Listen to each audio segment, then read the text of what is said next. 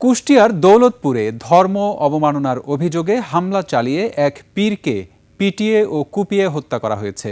এ সময় দরবারে ভাঙচুর ও আগুন দেয়া হয়। পুলিশ জানায় ওই পীরের ইসলাম ধর্ম নিয়ে আপত্তিকর মন্তব্যের পুরনো একটি ভিডিও সামাজিক মাধ্যমে ছড়িয়ে পড়লে এ ঘটনা ঘটে।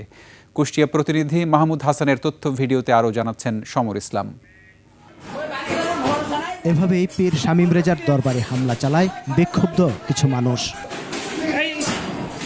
স্থানীয়রা জানান, শামীম রেজা নামে কথিত পীর নিজেকে কখনো আল্লাহ কখনো নবী দাবি করতেন এবং নামাজ, রোজা, হজ ও জাকাত সহ ইসলামের মৌলিক ইবাদত অস্বীকার করে ভিন্নধর্মী মতবাদ প্রচার করতেন।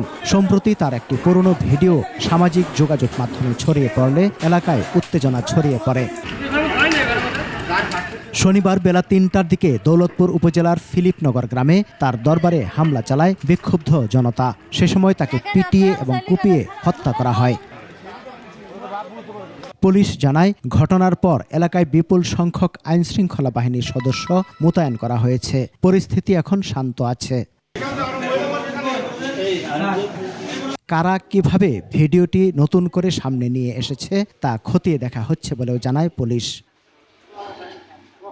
সমর ইসলাম, ২১ টেলিভিশন।